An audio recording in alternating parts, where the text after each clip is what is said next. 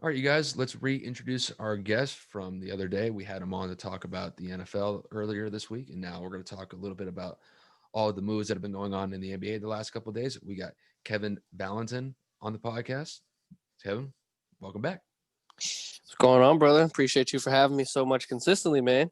I finally got the last name right. That was the most important thing I was trying to get.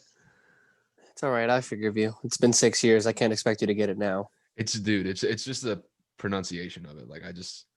I read it and I just think it like, okay, this is the way it sounds. This is the way I'm going to say it, unless somebody tells me different. So Even though I've told you different for 6 years. listen, old habits die hard, man. That's just how it You're not goes. lying. All right, so let's get into some of these trades. Obviously, there's been a lot of moving pieces the last couple of days. Things have really ramped up uh, from this time last week. So we'll first talk about one of the first trades that was accepted a few days ago. We'll talk about the Suns adding Chris Paul. So the Suns added Chris Paul in a trade with Oklahoma City Thunder.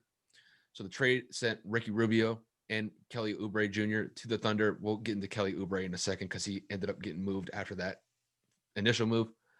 But overall, what do you think of this trade that Phoenix made?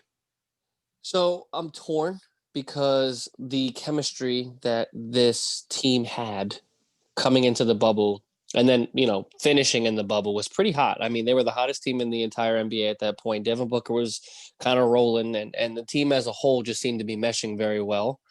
So on the other hand, I'm happy Chris Paul. I mean, should I say Devin Booker has a true and honest point guard that can go out there and not only be a playmaker but get a bucket of his own. So he kind of has some help, and I think that he is going to be a great mentor to teach Devin and then mentor Aiton on how to be a better big in terms of the high pick and roll that we all know Yeah. Chris loves to play with. So I'm happy Chris is on a contender to a certain extent, but I think it is a step back in my personal opinion. I think Chris probably should have stood in OKC or went to maybe Milwaukee to be an actual competitor in the NBA as a whole. I mean, it was weird because I mean, this move was getting talked about even before the trades could even be accepted. It was already reported. I think Shams and Agent Wojnarowski were already reporting that Chris Paul was more than likely going to Phoenix because the Thunder had already given him permission to talk with Phoenix before the trade deadline even started. So, um, it really didn't surprise me the move. It was really just kind of like a symbolic thing to wait until the day that trades could actually be accepted for him to be moved. I'm going to disagree with you just a little bit. I do like the move in this sense because, like you kind of said, I like the potential for that pick and roll between Chris Paul and DeAndre Ayton. I think there's definitely going to be some chemistry there. It's only going to get better as they keep practicing and then playing in games when the season ends up starting. And I think, dude, that backcourt is going to be solid with Chris Paul and Devin Booker because, I mean, don't get me wrong, Chris Paul's obviously not in his prime anymore, but he's still a valuable asset in my opinion because I was actually surprised at how well he was playing in Oklahoma City last year. And to be honest with you, I thought OKC was like a dark horse 8 seed. If they were even to make the playoffs, it wouldn't surprise me if they missed the playoffs last year. But Chris Paul really stepped up and really took control of that team, and they were able to make a solid run in the playoffs. I mean, granted, they got bounced out of the first round, but didn't they end up pushing that first series to 7 games? I forget who they were playing though. Houston, And that was a good series. And that was a phenomenal series. I was really surprised at how well that they competed against, arguably one of the best teams at that time in Houston because Houston had James Harden, Russell Westbrook, Robert Covington was on that team. So they had some shooters. And the fact that Oklahoma City went 7 games with them was basically toe to toe with them the entire series. I got to give Chris Paul a lot of credit in that sense. I don't think really anybody expected Oklahoma City to be that big of a threat to Houston in that series, and they proved otherwise. So, but to kind of like get back on the actual trade, I like this. It adds some veteran leadership to that team, and I think that's going to really kind of carry. I think this team. I could see this team I could see Phoenix probably getting it as like maybe like a 6 seed next year in the Western Conference playoffs. It wouldn't surprise me if they get Six 6 or 7.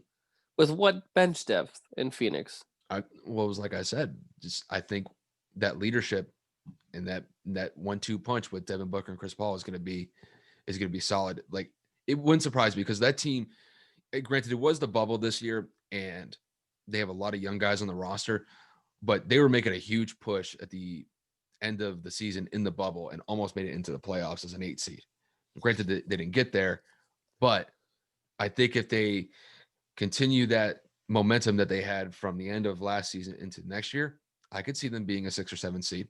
It wouldn't surprise me. I think that they're going to have a lot to compete with. I mean, I'm not going to get into my predictions for the season, but you have to remember if like Memphis and Portland were squeaking into the eighth, you the Phoenix, yes, was competitive, but Memphis gets Jared Jackson Jr. back, and then Portland has only gotten stronger, as you've pointed out multiple times to me.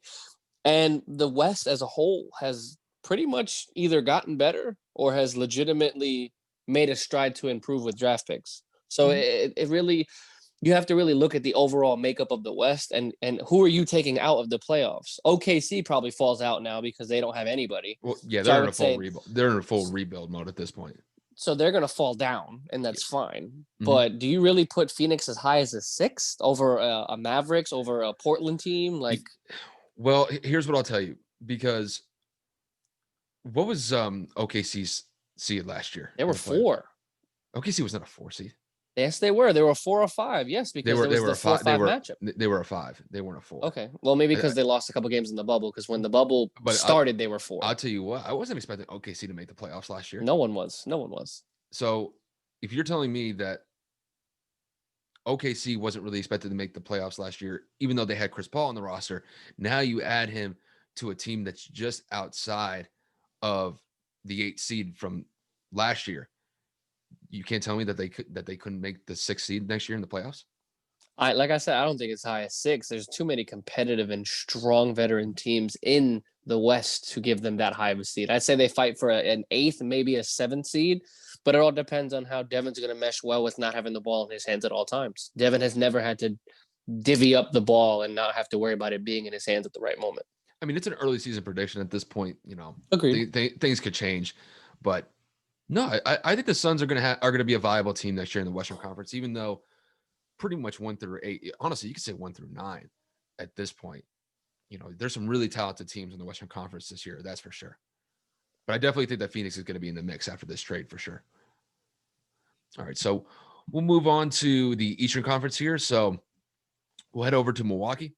So the Bucks were able to acquire Drew Holiday in a trade with the New Orleans Pelicans. So in return for Holiday, the Pelicans got Eric Bledsoe, George Hill, and 3 first-round picks in return for Holiday. So just kind of ask you the same question from the last trade. What did you think of this trade? Well, I got to say this. I mean, I've been saying it on my podcast. I've been saying it to a lot of friends.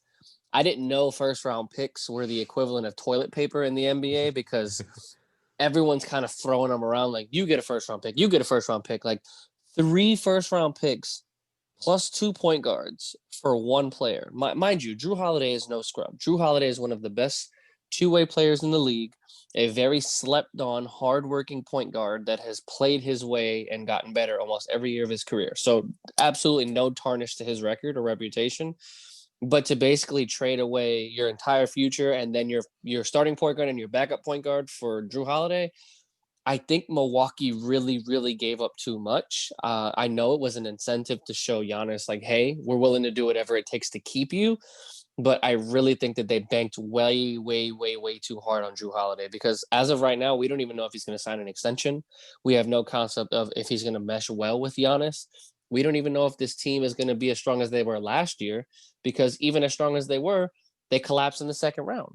So it's like, does this trade make them better on paper? Probably. I would say he's better than both George Hill getting on the end of his career and Eric Bledsoe's hot and cold offensive streak. But I don't know. We'll just have to see what happens. But I think it's a good move to keep Giannis.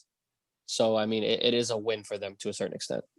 I think, I was kind of thinking about whether or not like who actually won this trade, and you can make probably a valid argument for each team, but just based off of my gut, I'll tell you what.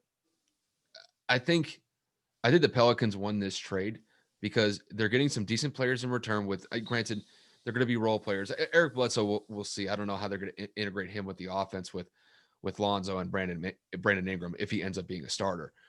Um, but really, it was like you said with the first round draft picks, like three, three first round draft picks. I mean, that's a lot to give up, and that's only for one player. Like if they were getting like another role player, okay, then I could kind of understand it. If you know if you're trying to match with the draft picks for another player, that's fine. But Drew Holiday is not worth two role players, a potential, possibly a potential starter in Eric Bledsoe, and then three first round draft picks. I don't I'm know what. pretty sure they had pick swaps in there too, if I'm not mistaken, if I read I the mean, trade dude, correctly. like that's Too a much. lot. That's a lot of capital to move for one player. It's too I much. mean, if that's the case, Drew Holiday is going to have to ball out for Milwaukee, and that's the and Ball don't out get hard too. We're talking like 25, 5 and 5, 25, 8 and and 5, something. and career wise, he's around like an 18 to 20 point per game scorer, and he's one of the best defensive players. He's one of the better defensive players in the league at his position. But it's going to be really interesting to see how they integrate. I mean, he's going to have to step up. So I don't. I think this is an okay move for Milwaukee, but I'm with you 100%. They gave up way too much draft capital, just way too many, just way too much draft picks in this one. So, and I will talk about it a little bit later, but with the whole Bogdanovic situation, I think had that gone the way that they originally planned, then I would say, okay, this is enough to kind of at least keep Giannis happy for the interim. But I agree. but just on this trade alone, yeah, I'm gonna give a slight edge to the Pelicans in this one, just because they were able to get 3 draft picks out of this one. So And the uh, only reason I could like compartmentalize, whatever the proper word is, like compartmentalize. compartmentalize. NBA draft picks aren't like NFL picks where there's 7, 8 rounds. Mm-hmm. Milwaukee, as long as they keep Giannis, is a top 3 seeded team in the Eastern Conference, which would therefore catapult them to a top 5, top 8 team in the entire league.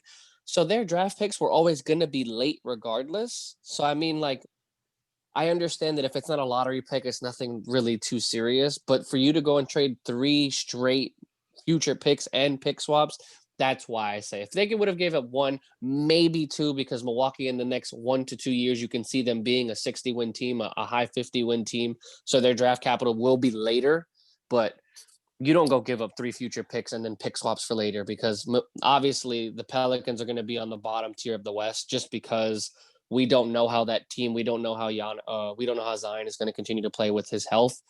So if you swap and you go and give them a better pick, they're only going to get stronger. So it's confusing to me. Here's the thing, and this is kind of something that this is going to be an interesting. This is going to be an interesting dynamic, because here's the thing. I think Milwaukee wouldn't give up those picks if they didn't think Giannis was leaving.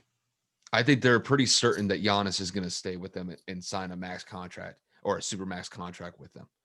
I think New Orleans could potentially be banking on the possibility of him leaving. And then if that's the case, now look at their draft capital for the next couple of years if he ends up leaving. So Agreed. if Giannis were to leave, the Pelicans obviously win this trade, because I mean, at that point, once Giannis leaves, I don't think the Bucks are going to be really that viable of a team in the Eastern Conference moving forward. So there's probably some games being played, probably in the front offices, probably leveraging the fact that maybe Giannis is leaving, and that's what the Pelicans, were able to kind of get out of Milwaukee. But Milwaukee's got to be for certain that Giannis is going to sign that supermax contract with Milwaukee, and right now, it's We not don't know. it's not 100% certain that thing is going to happen, that deal is going to get done. So it's going to be very interesting to see if Giannis ends up signing that super max with Milwaukee. But yeah, like, to kind of wrap it up on this trade, I'm going to give a slight edge to the Pelicans here, but not by much, because I Agreed. think the Bucks are getting a good player. They're getting a good player out of this trade for sure. So up next, we'll talk about Kelly Oubre Jr. So, like I said a few minutes ago, he was initially traded to Oklahoma City.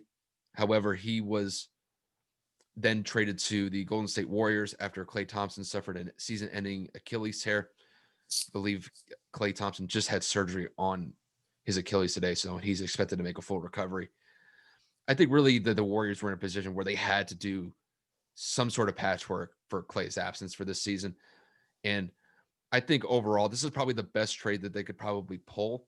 I don't think they would have been able to get somebody like Bradley Beal from the Wizards. I think they would have had to give up a lot to get Beal in a trade. But I like Kelly Oubre Jr. in this sense just because he can shoot. He does spread the floor. He can drive when he needs to. And I think for this season, it's probably the best patchwork that you can have in place for Clay not being there this year. It's funny because when I saw the trade initially, I was like, really? Kelly Oubre?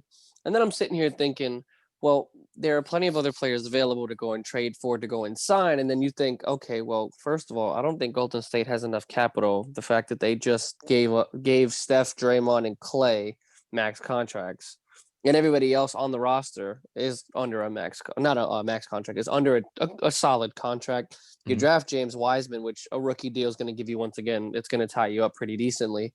So I'm like, do they have enough funds? Like we talked about the other day in terms of, going over the luxury. Do they have enough capital to go and say, hey, come play here? Mm-hmm. At the shooting guard position, who's really available? Kelly Oubre Jr. Bogdanovich was supposedly on the block, and then he went to Atlanta. You had Gallinari at small forward, who also went to Atlanta. There wasn't a lot available at the time. So the move makes sense. He's young. He's athletic. He can shoot. He plays okay defense. I like him because he's very emotional. He plays with his emotions, and it intensifies his play. It's just a matter of can Steph play healthy or stay healthy, and can they play well together? We all know that he's no D'Angelo Russell, but Kelly Oubre Jr. is a solid starter in this league, and he's proven it time and time again. So I like this trade for them.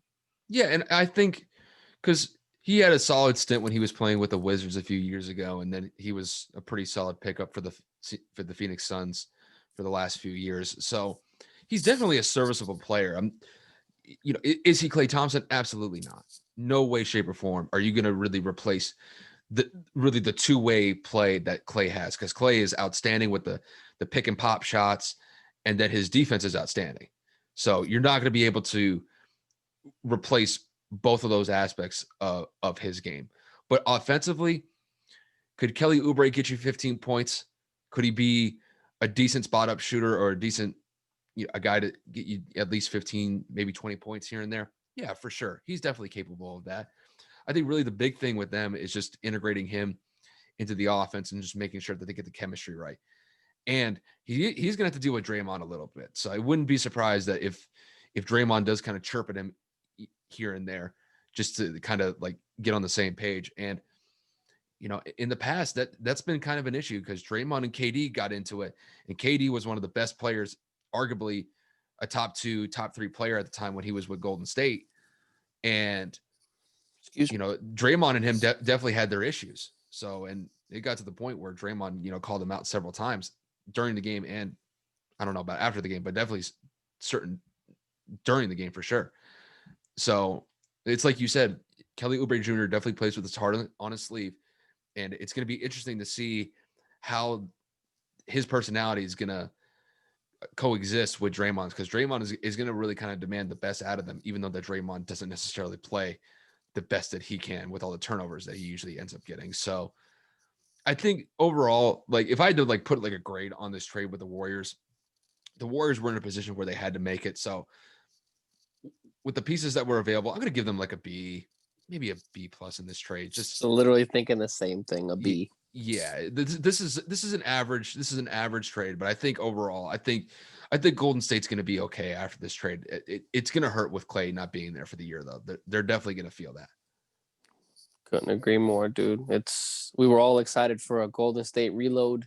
Giannis are not coming, but Klay coming back, Draymond, that original 3, we were like, oh man, here it comes. LA's about to have a challenge. And then, unfortunately, how the universe works, Klay goes down, and we got to just see how Golden State can mesh without him. Yeah, and they're going to be without Klay for 2 full seasons, man. That's a lot of time to miss. And I don't think he's going to just hop right back into it and just be the old Klay Thompson that we've always seen. There's definitely going to be an adjustment period. So it just sucks because like I'm with you. I was expecting the same thing. I was expecting Golden State to really be competing against really everybody against the Western Conference, whether it be the Lakers, whether it be Denver, whether it be Dallas, whether it be Portland, whether it be the Clippers. Like, they're right in that mix to really be at the top spot in the West. But with Clay's injury, I think they're still going to be a playoff team, but they're gonna be limited without Clay this year. That's for sure. 100%. So speaking, since I mentioned the Lakers, we'll talk a little bit about the trade that they were able to pull off with OKC a few days ago. So Dennis Schroeder is heading to the Lakers after completing a trade with the Thunder. So Schroeder goes to the Lakers in exchange for Danny Green and a 2020 first round pick from the Lakers. So overall, I like this move from the Lakers. I think they had a good idea. They had a good sense that they were probably going to move on from Rondo after this season. And I think Dennis Schroeder is going to be a nice addition for them. He's definitely he's a decent scorer.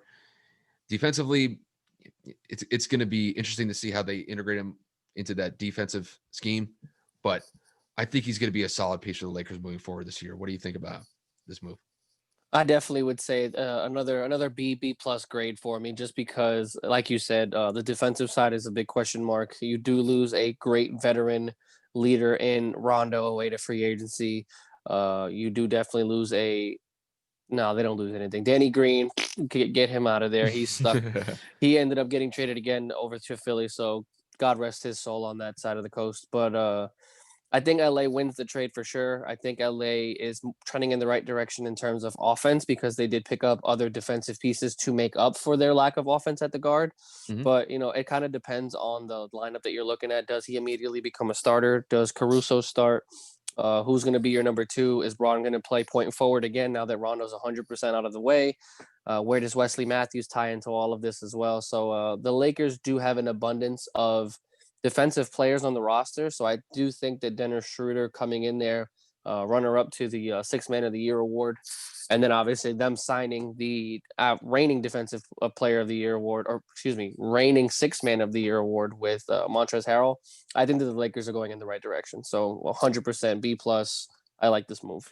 You could tell though that Rob Pelinka and I think Frank Vogel are on the same page with these acquisitions that they're getting, because I think overall, like, the one thing that I'll say, like, when it comes to Frank Vogel, like, his teams definitely have what I would consider more of have probably a bigger defensive presence than an offensive presence, because he's not like D'Antoni, like, where it's just a run and gun offense and you're shooting like 30, 43s a game. Because I mean, like, the way that they were able to build the roster last year, I mean, they were really, really big. Like, you had Dwight Howard, AD, and JaVale McGee all on the same roster. And this is really a league now where it's space the floor, get it out to your shooters, and it definitely where the 3-point element of the game has definitely taken center stage. But it was almost kind of like a flashback to maybe 10, 15 years ago with those big men that they had on the roster. And I think, granted, they lost some of the pieces in their big men, but I think defensively, adding Montrezl Harrell and having solid defensive players like Wesley Matthews, we'll see what happens with LeBron, because LeBron plays defense like when he really wants to. And Don't forget Marcus Gasol. Marcus Gasol is going to be nice.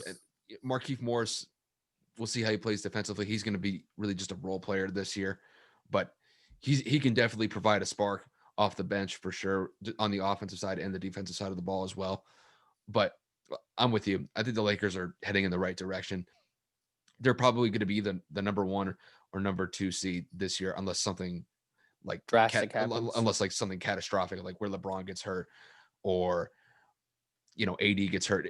Something catastrophic would have to happen to really see the Lakers take a hit this year. But overall, I do like these moves that they've been making, and I think they're in a really good position to have a shot at repeating next year. So, yep. But overall, the Lakers are in a good position, and I like where they're at. So we'll focus on some teams that are kind of not really in the mix for a title contention at this point, but we got the 76ers sending Al Horford to the Oklahoma City Thunder in exchange for Danny Green and Terrence Ferguson. I mean, really at this point, just Danny Green is getting moved all over the place. Went from LA to OKC, then OKC to Philly. So he's gone from the West Coast to the East Coast really quick.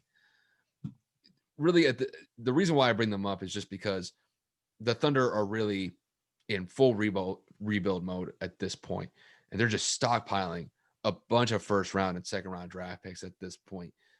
I don't even know how many. I don't know how far like their draft capital goes with all the picks that they've acquired, but I know they're set for probably the next 5 to 6 years with all the draft picks that they have. We'll talk about OKC here for a second. So, do you like what Sam Presti has done with these trades that he's been able to pull? Not really, not just this year, but really over probably the last 2 or 3 years. Absolutely. So it's funny because people questioned Presti's ability to build a roster when he let James Harden go, when that organization found a way to let Kevin Durant walk in free agency, and then trading Russell Westbrook away, and the acquisition of CP3 and some other smaller pieces. When they traded for Gallinari and gave him the extension that he wanted, uh, everybody kind of had Sam Presti on that list of, does he really know what he's doing? And over the last course of the couple of years, when you traded Russell Westbrook, when you traded, oh my goodness, who is that other player when they traded Paul George, when they went and signed Melo and then let him go, which was probably stupid because that ended up, he showed and balled out in the bubble last year. That man still got a lot left in the tank. But the acquisition of all of these picks just shows how far in the future he's thinking. And this young core, for the most part, got separated. Obviously, Steven Adams is gone. Russell's gone. Chris Paul wasn't young, but he's gone. Kelly Oubre was going to come in and add maybe another additional score. He's gone. But I always forget how to pronounce his first name. Shagilius Alexander. Shagilchrist Alexander. I thought it was the way that I've always looked at it. It looks like Shea. I can't even say the guy. I know it's something Gregorius Alexander something. He ended up being a stud out of Kentucky. He's solid, man. And if they can build around him, they can continue to stockpile those picks, and they can continue to use that, as we discussed prior to recording. They can stockpile that and start trading those picks away for other stars. They can go and acquire other talent in free agency and say, hey, we have all of this capital. We have cap. Come play here. We got picks. I'm going to get you somebody else. And I think Sam Presti is definitely aiming in the right direction. He knows that playing in the Western Conference is probably pretty much a wash for the next few years, but he's going to get a lot of talent coming in, and it's just a matter of who he's going to manage to convince to come over to Oklahoma. I think his biggest thing was assessing where the team was really going after KD left. Because once really KD left, I think at that point he was thinking in his head, it's getting close to the time to like really kind of restructure this entire team on the roster. And I think really one of the biggest moves that he was able to pull off was trading Russell Westbrook for Chris Paul to get Russell Westbrook off their books. Because I'll tell you right now, Russell Westbrook has one of the most toxic contracts in the NBA right now. Nobody wants to touch that. And really, I think at this point, like Russell Westbrook's probably not going to end up leaving Houston because Houston's not going to find a viable trade partner unless Charlotte's an idiot, but I don't think it's going to happen. Don't forget the trade rumors for the John Wall Russell Westbrook swap. Still, it hasn't been shut down as of what was it? I think 24 hours ago. It's still in talks. It's very small, but it's still there. So watch out if John Wall ends up flopping and ends up in OKC. I wouldn't be surprised whatsoever. Or in Houston. I don't think that trade's going to get pulled off right now. That would probably be an in-season trade. That would be a couple of months down the road if they were to actually make that trade. I mean, unless there's issues between John Wall and Bradley Beal, I wouldn't make that trade at all. Because I think that's a stupid trade. I think I wouldn't want to take Russell Westbrook's contract. That'd be idiotic to take. John Wall's contract is pretty big too. He signed a 3 or 4 year, $189 million deal a few years back too. Well, the thing is, I mean, you could make a case for either or. John Wall has had a bunch of injuries the last year, so he's not really reliable either. But with Russell Westbrook, you never know what you're going to get out of him. Sometimes it's good, sometimes it's okay, and then sometimes it's just horrific. You never know what you're really going to get with him. But to kind of get back on OKC here for a second, I like what Sam Presti's done. Obviously, he's looking to the future, as he should. When you had your run with Kevin Durant, James Harden, and Russell Westbrook, you didn't get a championship out of it, but you were in the running a few times. It just didn't work out. And you maximized the potential that you had with those players. And then when Westbrook was really the last piece piece of that trio to be moved. He's gone in the full rebuild mode at this point, and I think it's for the best of the franchise. That part of that era is gone. It's over. It's done with. He's looking towards the future, and I think they're in great position. Now, we'll see what happens when they end up making these moves with all this trade capital, because they're going to, whether they could pick up a superstar or if they just go heavy in the draft, they're definitely going to be in contention. I think within a few years, if they're able to get some valuable assets on that team and then build a roster to the way that they want to. But I think moving forward, I think OKC I think they're in a good position after really that window with KD, James Harden, and then Russell Westbrook finally came to an end about a year ago. Sadly, it was a good show to watch. It was great run. It my God, if I had to go out there and say a brand new franchise would have come out of left field and start as hot as they did, take the defending champ Lakers to 6 games multiple times. Yeah, 2010 series. I remember that. To 6 games. To push the Mavericks in our championship season as well. To 6 games and KD dominating us, averaging damn near 35 a game in that series. Mm-hmm. That was a fun team to watch. As much as I hated playing them in the playoffs or I hated playing them in the regular season, the combination of Russell's athleticism, James Harden's skill, and then Kevin Durant just being Kevin Durant, those 3 players were electrifying. And I will definitely tell my kids about it, and I'll miss watching them. But knowing that they're in a rebuild mode, it kind of puts my mind at ease a little bit. It's crazy that the only time they went to the finals was that year when they played against the Heat, and then they never got back. And that would and that's when they were young. They were pups. They were still raw. They were coming babies. Into form. Yeah. KD was like 26 or 25. Harden was like 23. Russ was like 24. They were like babies. I mean, they're never gonna live down that 3-1 series against the Warriors in that Western Conference Finals. Rightfully so. They blew that lead. Yeah, and I'm not going to get into the whole KD going to Golden State. I'm not going to get into that. No reason for that. But overall, like OKC, I thought they had a great run. I actually thought it was really cool, like seeing Russell and then Kevin go at it on separate teams after Kevin ended up leaving. I like that little personal rivalry. I like that. I thought it was good for the NBA to kind of see those two go at it on different teams, and it was definitely something. But yeah, it is kind of just unfortunate that team was never able to pull a championship with those players. They just ran into a wall with Golden State. Golden State popped off in 2014, and then they just took over. So it just kind of happens. I will say that, in my personal opinion, just a quick tidbit, if they feed Kevin more in that series, I think that they win that series. I think that Kevin, however, did it to himself, not being assertive and dominating and asking for the ball. But we both know Russell kind of did his own thing in that series towards games 4, 5, 6, and 7, where he was just like, I can do this on my own. And in that moment, I'm not going to lie to you, I was watching that. Not that he would go to Golden State, but I was like, if he keeps playing like this, Kevin isn't going to want to stay. But there's no way they blow this lead. It's totally fine. Mm-hmm. They blow the lead. Golden State ends up winning the championship. Or, no, they lost that year. Right? Golden State? They came back from the 3-1. Yeah, Golden State came back from the 3-1, then lost to Cleveland, right? Yeah, I because Kevin Durant left to come in that offseason. Yep. So, yeah, and to be honest with you, I mean, if Clay doesn't go God mode in Game 6 in that Western Conference Final, where I think he dropped like what? Did he drop like 48 points?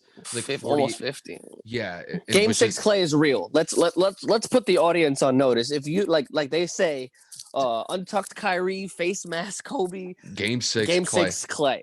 That was, didn't he hit like 10 plus threes in that game? Went literally just give him the ball, let him shoot it, and it's over. Yeah, he caught one of those wins in which anytime the ball was touching his hand, it was going up and it was going in. Dude, the rim was probably, to him, the rim looked like it was like 5 feet, 6 feet wide. Like, just chuck it up, it's going in. Like, I can't keep talking about Clay, man. I'm gonna miss him. I know. He's not. What's next? He's not retired. It's just. I know, but it's gonna hurt. What's next, man? All right, up next. This was honestly, I thought, kind of a sneaky trade that I don't think a lot of people are really talking about here. So we got the Trailblazers acquiring Robert Covington in a trade with the Houston Rockets. So the Rockets send 30-year-old Covington to Portland to team up with Damian Lillard and CJ McCollum. And in return, the Rockets get Trevor Ariza and 2 first-round picks from Portland. I'll tell you what, I don't know why Houston made this trade.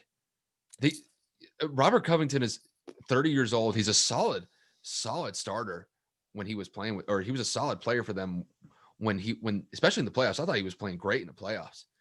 And then you trade him for a 35-year-old Ariza who's maybe got a year or two, maybe 3 left, but he's basically just a shell of his former self at this point. I didn't like this move. I didn't like this move with Houston. I loved it for Portland though. Houston takes an L to a certain extent, but they did absorb those 2 draft picks. Now, Portland gave them 2 first-rounders. There's no pick swaps here.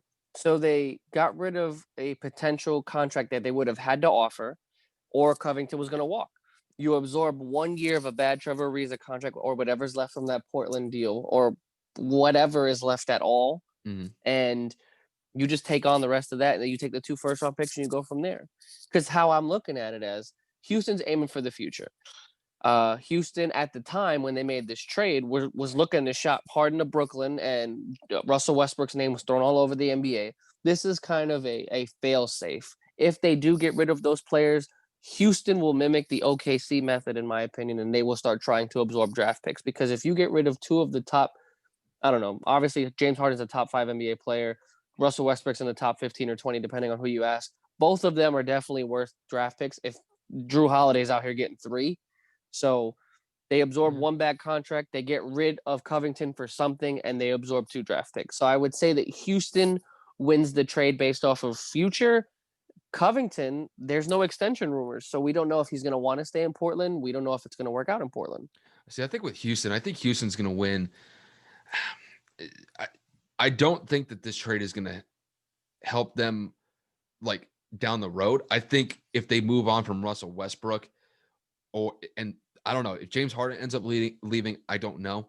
I don't know if I would go as far to say like they're like trying to do what OKC did, because OKC was able. I mean, after Kevin Watt, they pretty much gave up Russell within 2 years after Kevin left. And Houston's kind of been like that. I think they're in kind of like a similar position that OKC was in after Kevin left, where they're kind of weighing their options on whether or not to, do we stick with Harden? Do we stick with Westbrook moving forward, or do we end up moving those pieces to get a bunch of draft capital or a bunch of assets in return for it? So I think like just on this trade alone, though, I love it for Portland, because Portland is adding a solid shooter to that roster. And that roster already has, you got Damian Lillard, CJ McCollum, you got Nurkic, you got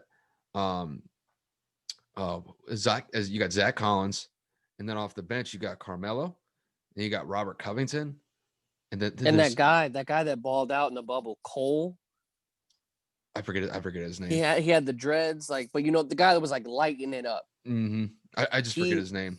Gary something, Garrett. I don't know. It's not something. Yeah, the only Gary I know in the NBA is like Gary Harris Jr. with Denver, but that's pretty much it. So I can't remember that guy's name, man, but he was hooping. That guy's nice. That's another sharpshooter. Dude, I'll tell you what, though, Portland, the low key's got a squad, and I don't think anybody's talking about them.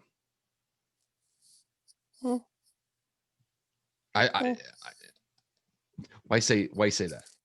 Yo, I'm only saying it because they've had Damian Lillard and CJ McCollum for the last 5 years. They've gone nowhere. This roster is almost identical to what it was last year, other than just adding Covington. What about Nurkic? Nurkic was there already. Nurkic played last year. You played in the playoffs? Yeah. Okay, I thought he was hurt. No, he played in the playoffs, bro. And the Lakers spanked them. Like they're nothing without Lillard. You let Lillard go nuts, that's fine. With Lillard, go give me 60. What are the rest of y'all going to do? And Portland fails every year with that. They may go to the Western Conference Finals against, the Golden State Warriors like they did a few years, but they'll never beat a real team. They're undersized and they lack on the defensive end. Nurkic is a very talented, or Jurkic, excuse me, is a very talented offensive presence, right? On the defensive end, he's always in foul trouble. Zach Collins, another talented young big man, always in foul trouble. Mm-hmm. And any of these bigger guards, Luka Doncic, Klay Thompson, they put Damian Lillard or CJ McCollum in the post, it's a wrap. Like, they cannot compete consistently in the Western Conference, in my opinion. To me, Portland will never win a championship with those two players on their team. They will never get to an NBA Finals because the Western Conference is too stacked with too many taller guards or forwards, for that matter. Yeah, I mean, I feel that. I think with me, I never rule out like really what Damian Lillard can pull off, but I am with you. I'm with you on the fact that Portland's probably never going to get to a championship title run in these next couple of years. I just don't think it's going to happen. You need more help.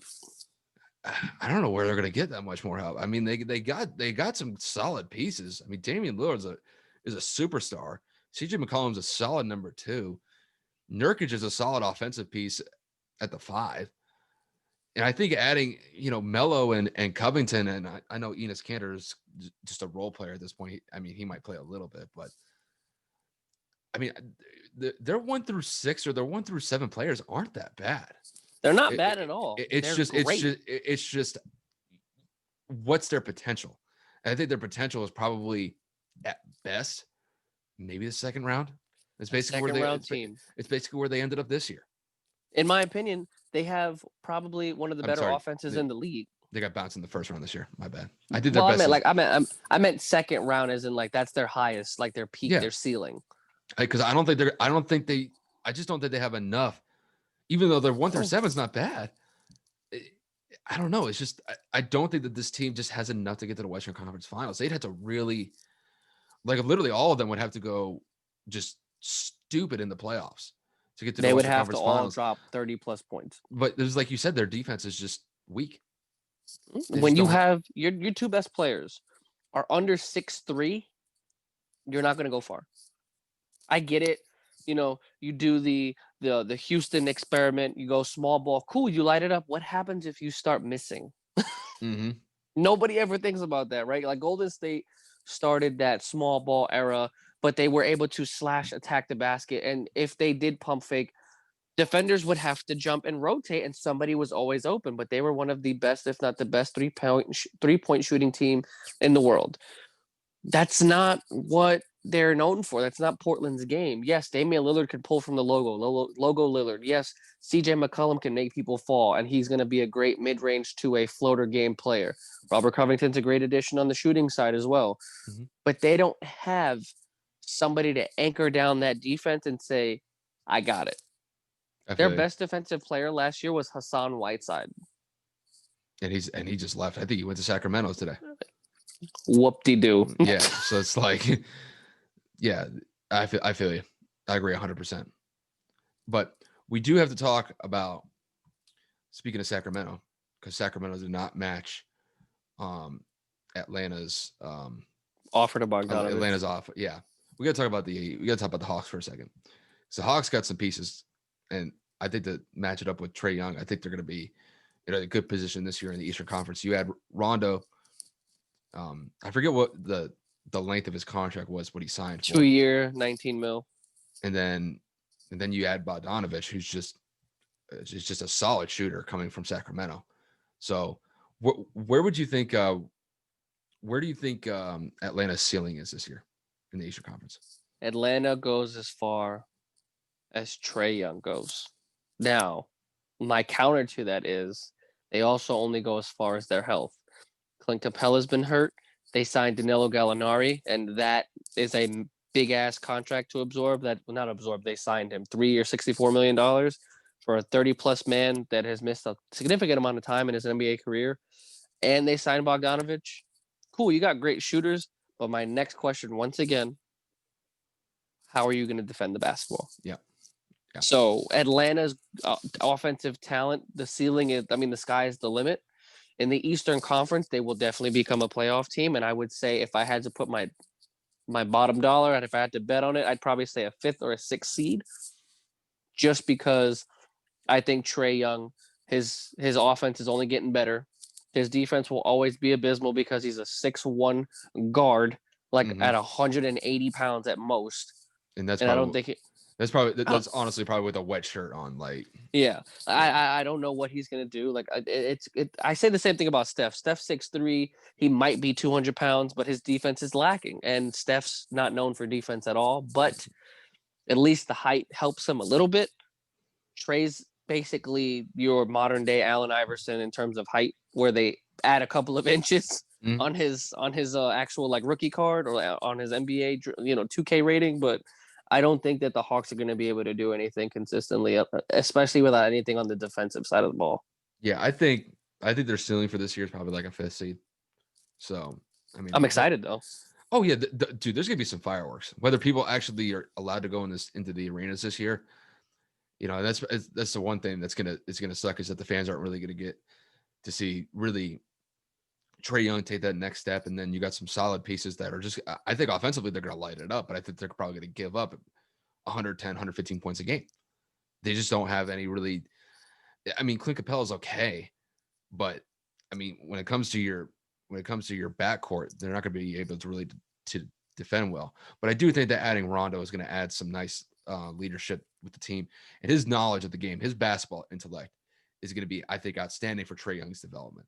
And I I think think Trey Young's going to be in the running for MVP this year. Mark my he words. he might be. He might be. It really. I mean, I'll tell you what. If Atlanta really pops off and they get to like a 4 or 3 seed in the Eastern Conference, yeah, he could definitely be in that conversation. But I think the safe bet for them right now is probably their ceilings around like the 5th or 6th seed. But Agreed. they're definitely going to be a solid team moving forward next year with these moves that they've been making the last couple of days. So basically, at this point, what we're going to just focus on here is which team do you think got the most help moving forward next year, and then who do you think really took a step back, and then we'll wrap it up with just what you thought was the worst deal that was signed in free agency so far. But we'll first start with one team, in your opinion, that has made the most progress after all these trades have been made or all these Uh, moves have been made. Who's I'm that one team? easiest answer: the Lakers. The Lakers won an NBA championship with the roster that they had last year and somehow got better this year. So it's not even a question. Dennis Schroeder, getting the Morris brother back, getting Montrezl Harrell, bringing a veteran like Marcus Gasol in, and you talk about LeBron James, and then when Anthony Davis comes back, this team is scary as shit. And then you go and add Wesley Matthews shooting and his defense, basically an upgrade from Danny Green last year.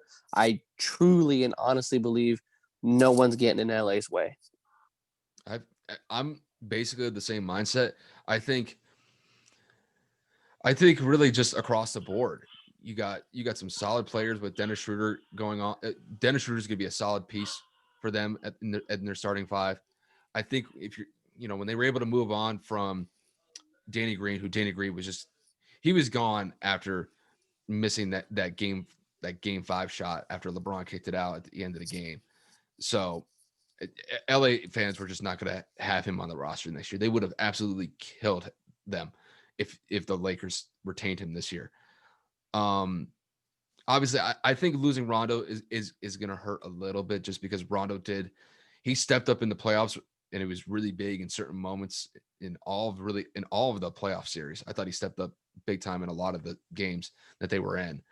But I'm with you. The defense that Wesley Matthews brings, we'll see what he could do shooting wise. He could definitely, he has a nice jump shot, but we have to see how they integrate him into the offense.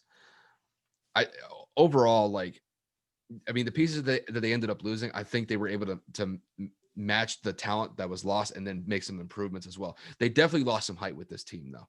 They will not be Yeah. as big next year. And I think defensively, they might take a hit from that just because that they were getting a decent amount of blocks when you have Anthony Davis, Dwight Howard, and JaVale McGee all on the same roster. That team is going to get blocks. This year, there's probably going to be a less amount just because really AD and Marcus Gasol are going to be your main defensive anchors in your front court. But I think overall, they're in a great position. I think they're probably in the best position in the West to get back to the finals. And that's even with LeBron turning 36 this year. I think LeBron they're going to be just fine this year. I don't really see them going anywhere but forward from here. Agreed. So since we talked about the best team the team that improved the most from all these moves, we're going to talk about the team that you think took a real big step back. I'm going to go with Philly. Um, Philly kind of subtracted a lot of pieces. I understand that they did go and take Seth Curry from us. I will miss him. As you know, that is probably my second favorite Maverick right behind Luka Doncic. Um, they lost a 3-and-D defender with Josh Richardson. They lost a very big component in Al Horford, and they got smaller, and they don't have any shooters on that team right now. That starting five right now on paper is Ben Simmons, Danny Green, Tobias Harris, um, who is it? Joel Embiid. I don't even know who their four is. Like, I don't think Philadelphia has trended anywhere up. I think that they're taking steps back, and I don't exactly know where they're going to go from there. I mean, obviously, that there have been rumors constantly up and down about Ben Simmons being traded, Joel Embiid being traded. None of those moves have happened. They fired Brent Brown, and I don't necessarily know why they went about handling the roster the way that they have, but at the end of the day, if this is the road that they're going to go on, then it is what it is. But Philadelphia seems like they're definitely taking a lot of steps back right now. Yeah, this one's kind of a tough one for me because um I don't really know what I would consider like Philly is definitely like one of those teams that definitely disappointed me from the free agency aspect this year. But I'll tell you this. Um the one move that really surprised me, and I don't even think this team is really going to take a step back necessarily. I didn't like what they did during like the free agency and trade market goes. I didn't like Charlotte picking up Gordon Hayward. I did not like that move. Okay, well, I didn't like that move because I don't think Gordon Hayward is worth $30 million a year after what he's been doing with Boston the last couple of years.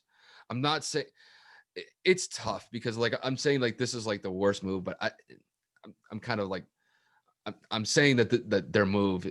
I didn't like this move, but I don't think the team is really going to take a step back. I just think that this move it didn't make a lot of sense to me just because you're getting a guy who, let's be honest, he has not been the same since that horrific ankle injury that he suffered in the beginning of the season a few years back when they were playing against Cleveland. He's a viable pickup, but like for $30 million a year, I'll tell you what, I'm glad he's got the agent that he's got because I don't know how the hell they were able to manage getting $30 million out of the Hornets for him a year. So so it's tough. It's tough for me because they drafted LaMelo Ball, and I think they're going to be okay. That one move I just hated that move for Charlotte. Not Gordon Hayward is going to be decent, but $30 million a year for the next 4 years, he's probably gonna. I imagine he's probably got a player option after the third. But yeah, I mean that move in particular, I didn't like. Other than that, if I had to say, probably Philly. Philly's probably just in a situation where the Phillies just really up in the air at this point. I don't know what they're really doing at this point. So, if I had to pick a team that probably took a step back, I'd probably say Philly too. But dude, that Gordon Hayward move, I did not like. I did not like that pickup for them. So here's the only reason why I disagree with you in terms of Charlotte being the worst. Charlotte wasn't going anywhere. Charlotte literally is a walking epitome dumpster fire that's just sitting there in the league, and they're like a guaranteed team that's like maybe going to win 25 games at best because they're just. It's ironic because the greatest player of all time is the owner of that team, and yet he is completely content with watching them suffer. So I was actually listening to a report or listening to an analyst. I forget who it was, but it was somewhere on Twitter. You know how I'm always on there. And it's funny because someone made a point that they paid Gordon Hayward, an injury prone small forward in his 30s, $30 million. But they couldn't give the greatest player in the Charlotte Hornet franchise a supermax contract. You weren't willing to pay Kemba, but you're willing to pay Gordon Hayward. Now, on what actual planet does that make sense to That's anybody? I mean, that's why like I know like the next question I'm going to ask you is like the worst move of like the free agency or like the worst trade that you've seen so far this year. It's just like, to me, it, to just kind of piggyback off the point that you made with the whole Kemba situation. It's just, I don't like the fact that they're giving $30 million a year to an injury prone 30-year-old forward at this point. It's just,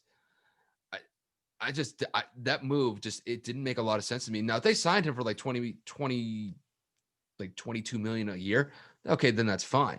But you're signing him basically, I mean, it's a max player slot almost. It's almost equivalent to max. It's almost a max contract at this point. It's like Gordon Hayward, like the only time Gordon Hayward was probably really eligible for a max contract was his last year in Utah. The year he's left Utah. Yep. He had like what, 25 a game, 8 rebounds or something like that. And don't get me wrong, he was nice, but giving him $30 million a year now after all the injuries that he's had, and he wasn't, I mean, even last year he was inconsistent. He was in and out of the lineup. It was just, yeah. I think in 3 years he missed 148 games, if I'm not mistaken. Like, yeah, it's just what? It's just, there's, like I said, it's kind of like it's like what an NFL analogy that I always hear is like the best ability is availability. And with Gordon Hayward, it's just, it's 50-50 at this point. If he's going to give you 60 games, is it worth it? No, I don't think so. No, it's not. I don't think so. And you know what's funny? You know what's even better? You want to know what's even better about this whole thing? Do you remember the summer of 2015 or 2016? Nicholas Batum was basically averaging like 18, 9, and like 5. He was hooping in Portland. Yep. Charlotte goes out and gives him $100 million contract, $120 or $30 million contract for 5 years. And then Nicholas Batum was absolutely washed and was hurt every what seemed to be every week. I'll give you one. His contract was finally up this year. They had to cut Nicholas Batum off the roster to pay for Gordon's contract. But now it gets better. There's further stipulation that now Charlotte doesn't have to pay it in bulk in one shot. They'll be paying it over the next few years, of where Nicholas Batum's getting like $8 million a year to not even touch a basketball from Michael Jordan. Like, let that sink in. There's only one contract that's probably worse. I remember he was on Houston for a little bit, and he was nice when he was there. But Chandler Parsons. Don't even get me started with Chandler Parsons. Don't even get me started with Chandler Parsons. He blocked me on Twitter. Don't even get me started with Chandler Parsons. That's how bad it was? He blocked you on Twitter? He blocked me on Twitter. I absolutely annihilated him, and he blocked me. Where did he go? I totally forget what happened with Chandler Parsons after Houston. All I know was that he signed this massive contract and then never played again. So what happened was he was up after he got the 3-year, $70 million contract from Dallas, or 3-year, $80 million, whatever it was, that outlandish deal. He was up for a free agent. He was up for another extension. He sat down with Mark. He had just had another surgery on his knee, the knee that he's had multiple procedures on. And it was a microfracture procedure, similar to Tracy McGrady's. Mm-hmm. And he sat down with the medical staff, and I think he was asking for upwards of $20 to $25 million a year. And Mark was like, I'm not having it. Like, I'm sorry, I can't pay you. And ironically enough, the stories and reports showed that Chandler and Mark were openly like really good friends, like gone out to dinner, stayed at each other's houses, gone on vacations. He went to Houston. Houston gave him the bag, the 5-year, $95 million contract that he wanted. I'm pretty sure he missed the majority of the first season with recovery. He got hurt again. Houston traded him to, where did he go? Oh my God. He went somewhere that was ridiculous. So that's why I asked you, because like really after the Houston part of his career, like to me, his career was like, it's literally a void. Memphis. No. It wasn't Houston. It was Memphis. I'm sorry. That's what it was. It wasn't Houston. It was Memphis, because he started in Houston and then he went to us. So we signed him after Houston. Then he went to Memphis, absolutely collapsed in Memphis. And I'm pretty sure Memphis kept him on the roster for a while, and then they traded him to Atlanta. And Atlanta then has absorbed a piece of that contract, and now he's gone. Yeah. I don't even know where he is anymore. I'm about to look it up right now. He's out of the league. At this point, he's not there anymore. It's just, that's the thing, though. Here's the thing, though, to kind of focus back on Charlotte here. Current team, Atlanta Hawks. He's still there. Yeah, it's just, I mean, at this point, though, Gordon Hayward may be in that similar situation. And the thing is, Charlotte's gonna be on the hook for $30 million a year for the next 4 years. Yep. And if he doesn't play up to that contract whatsoever, and if he's hurt most of the time, you could look back at that deal and say, why even make a deal like that? I think it was desperation.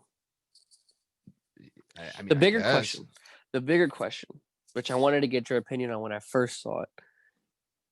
Do you think Boston is the real problem here? Just before you answer, think about it. 3 free agents in the last 3 years have openly walked out of extension situations to leave Kyrie Irving, Al Horford, and now Gordon Hayward. 3 players that they sought out for specifically to get on their team. Kyrie via trade, Al Horford via free agency signing, and Gordon Hayward via free agency signing. Granted, Gordon was the injured one, but 3 max players just up and willingly leave, and then they don't even trade them. They let them all walk. I think it's Danny Ainge. I think Danny Ainge is the issue there. I don't know if it's necessarily Brad Stevens. I think it's Danny Ainge. I'll tell you this.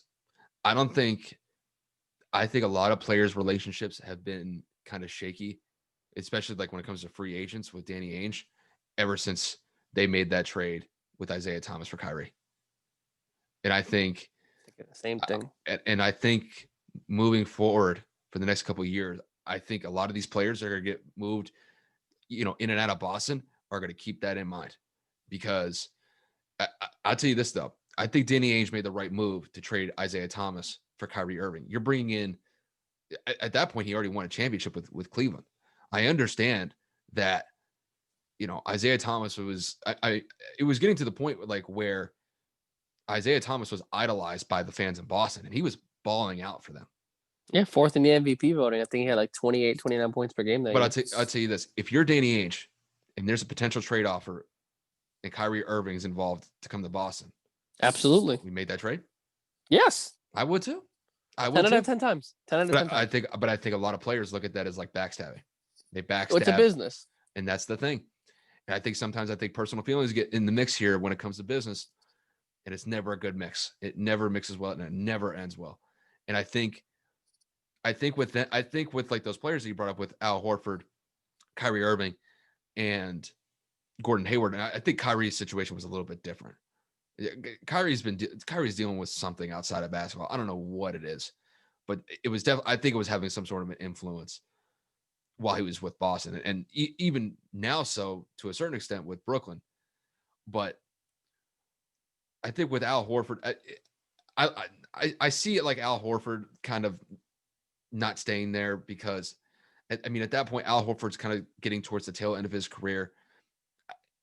I'm not surprised about that situation. He got a max contract from Philly. He was balling out in Boston.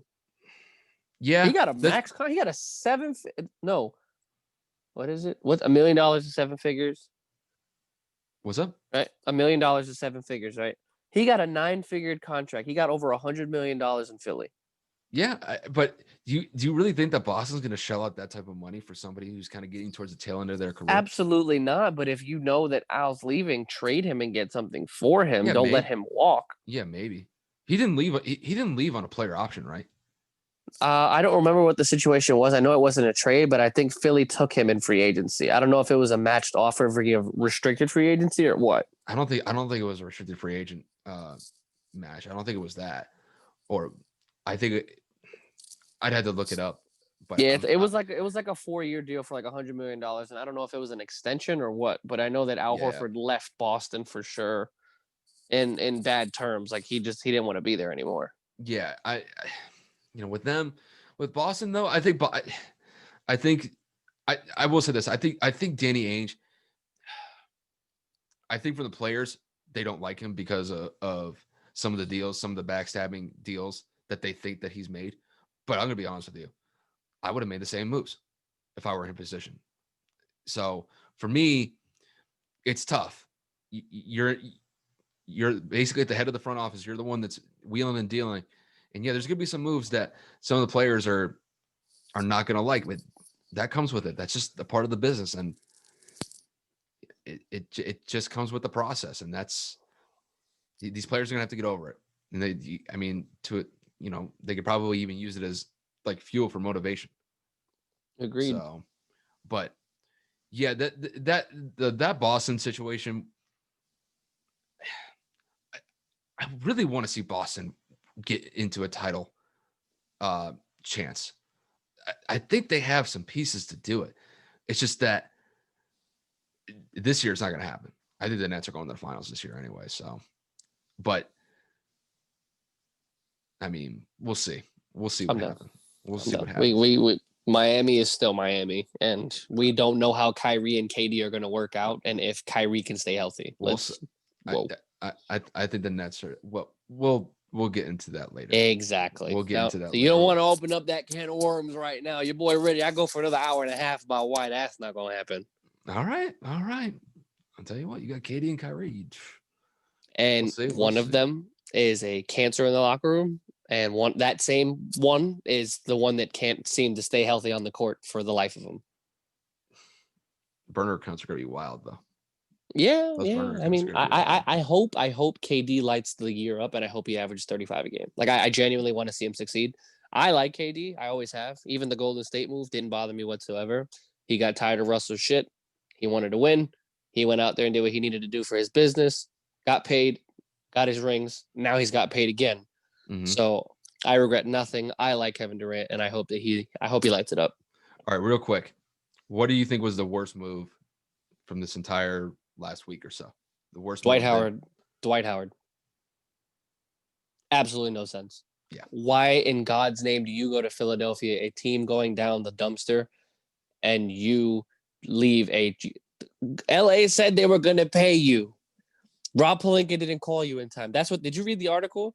LA called him. His agent said, I got the deal done. I'll call you back when it's finished to sign. They didn't call him within an hour, and then Dwight got a call from Philly and took the Philly deal. If that's not childish and petty, I don't know what is. You just won a championship. You were already you signed a veteran minimum deal in Philly. You were going to get a vet minimum in LA. Even if you didn't play, you would have had another ring. You make no sense. And they loved you in LA. They forgave you for everything, the entire sentimental contract. No, they loved him in LA because of how he apologized. All right, you're a Laker fan. You're right. I'm just going off of a lot of Laker fans that I know, including my brother, who said that he was nice last year. He was nice, but a lot of people provided a spark. He did. But I think a lot of people still hold that grudge on what he did in that 2013 when he had 2013. Yeah. When he was with Steve Nash, Kobe, and Dwight.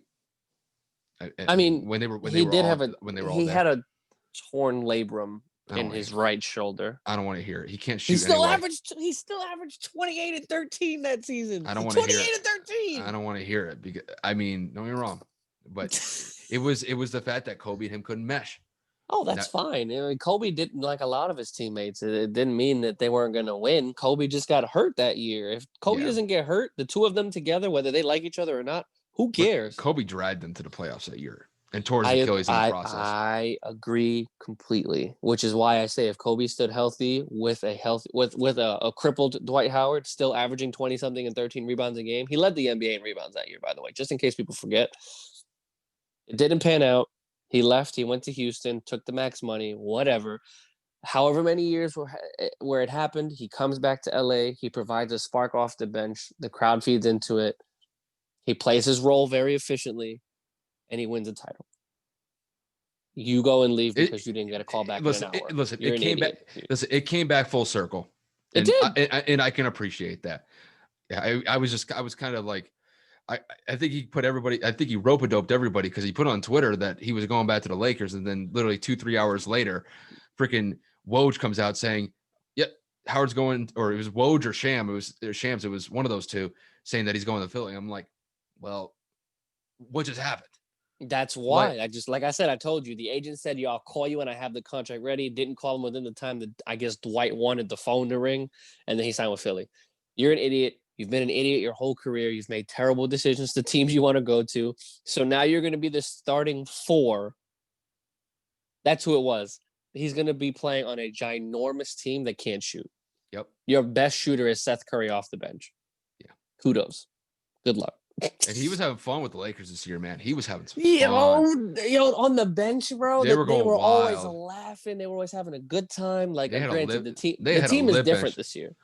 The team is different this year. So who knows what would have happened? I mean, JaVale's gone too. JaVale got sent to Cleveland to make cap space for Marc Gasol, but he would have had 10 times more of a role because of JaVale leaving. They wouldn't have needed Mark. Mm-hmm. So I think he's stupid. I think that LA would have at least given him a 2-year deal, vet minimum. You could have made more money, but instead this year you got to ball out again, or your definition of ball out, and get paid again next season. You stay with LA, you win a championship. Even if they keep giving you 1-year deals, bro, you're winning hardware and you're getting bread. At this point, he's going to be a journeyman. He's going to hop from team to team at this point. Sad. It's sad because we all know what he was in Orlando, and we all know that even though LA failed, but he still produced number wise. So we know the talent that he had. I'll tell you what. At first, I remember everybody used to idolize Dwight Howard when he was first in the Hell league. yeah. Remember when he wore the Superman cape in that dunk contest? Freaking that one dunk where he literally just threw it in. Like he didn't hop from the free throw line, but just hopped up, grabbed that ball, one-handed it, and just threw the ball in. Like, it was amazing. Like at that point, and even like the local media around here, they loved Dwight. And then there were probably I remember listening to this on the radio a couple of weeks ago, and they were saying that his manager, I think was his cousin at the time, and then he ended up cutting ties with his cousin. I'd have to double check if it was his cousin or like his brother or somebody in his family was kind of running his whole business deal. But then after he changed management, it's never been the same with him. So it was nice to see him to get back at like the pinnacle in the NBA world to get a title this year. But it's gonna be this will be the best year that he'll have just because he got a ring with the Lakers. But after this, 2-3 years, I think he'll be out of the league. It's the equivalent of a PTI moment. Sayonara, bon voyage, Dwight Howard's career. Like, it's a wrap for you, kid. You ain't gonna do nothing in Philly. Yep. And you know what? Maybe I don't know if he wants that. It's just that maybe he's just gonna go to a team where it's like, you know what? I've proven my worth in this league. I got a ring to show for it now. And now I might just go out and play just for the check at this point. And I think for him, that might be it. But dude, if you're going to $2.6 million, but that was listen, I don't know what the Lakers were going to pay him. I don't know. That minimum 2.3, just like the Morris brother. That's fine. $300,000 if you make up in endorsements and championship bonuses, bro. Shut up. Sign the damn contract. Come back to LA, win another ring. It's an easy one. He would have had fun on the bench. They would have. That's what I'm saying. Like, the Lakers are going to be a lot more of a fun team this year than Philly. I bet you that. Hands down, the stupidest move for agency, at least player wise, like hands down. Yeah, I mean, you already know where I stand. That Gordon Hayward one really kind of got me. I did. Yeah, I did not like that move, but I just can't say it because they were already bad. So if they want to waste money on an idiot, that's on them. Like, I think that great for him. His agent, bro. Finesse God. Rich Paul is idolizing that guy because he is saying, yo, you got this guy $30 million, bro, teach me how to do that. Yep. Like, that guy's a genius. Yep. I'll tell you what, though, I'm really surprised that I didn't mention anything about the Knicks making any bad moves. I don't think they made any, to be honest. I'm gonna be honest with you. Listen, some Knicks fans will probably tell you a little bit different, but did you like the Obi Toppin trade? The Obi Toppin draft pick? I don't know enough about him. I didn't watch Dayton. They weren't exactly on TV. I mean, anybody can make a highlight reel of his best plays. So I mean, he looked good on film, but I mean, I don't know anything about him. He could dunk the basketball.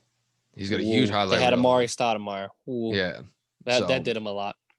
You know, he might bring some blitz. He might bring some glitz and some glamour. I remember Stephen A. Smith was talking about it a little bit, and he was saying that he wished that the Knicks would have went for a guard. I think Tyrese Halliburton was on the board at that point. I think Halliburton, guy from Iowa State. Yeah, I think he ended up going to Sacramento. Yeah, to back up this guy, De'Aaron Fox. Yeah, so I mean, it really kind of depends on which Knicks fan you ask, but I mean, just off of paper, if you're looking this on paper, I don't necessarily think that the Knicks made a bad draft pick there, and I don't think they really made any what I would consider like dumpster fire free agency moves or any trade moves. So, which in that sense, that's kind of a win for them because usually they're always known to screw things up, whether it's through free agency or trades. But Yeah, they got rid of the Bobby Portis contract too, thank which is God. pretty big. Oh my God. Thank God. But I think to be honest with you, I mean the Knicks aren't really going to do anything this year, but they don't really have. I think really they've got rid of most of the dead weight on the team, so they just got to attract some marquee names at this point. But they haven't been able to do that for years. Yeah, I keep seeing free agency class 2021. Like that's what people are looking forward to back home. So Yeah, we'll see what happens. but other than that, that's all I got here. So, you got anything to say before we wrap this up? Shout out to UNC. We started our season again, as you guys are well aware. Hopefully, we go out and compete today for the NCAA. You know, trying to get another natty out there in Chapel Hill. Other than that, I wanted to say thank you for having me on again. For I sure, love man. what we do. Appreciate it. Hopefully, we got future collaborations in the works, and we continue to just level up our podcast and keep doing what we love, man. Appreciate you. For sure. And if you guys are interested in listening to Kevin's podcast, he is the host of the 104601 podcast. It's on Spotify, it's on Apple Podcasts, it's on Anchor. So go check it out. He just put up the episode with me and him when we recorded yesterday. So that one's up. Definitely give that a look. With that said, you guys, it's pretty much all I got from here. So I want to thank you guys for tuning in and stay tuned for next week. We'll probably go over some of the results from the NFL games this week. I did mention going over the NFC teams to kind of like start like the NFC report card. I'll probably do that next week. I was going to do this week, but me and Kev had to link up and knock out these 2 episodes first, but I'll get on that next week. And then we'll just kind of take it from there. With that said, you guys, thanks for listening and take it easy.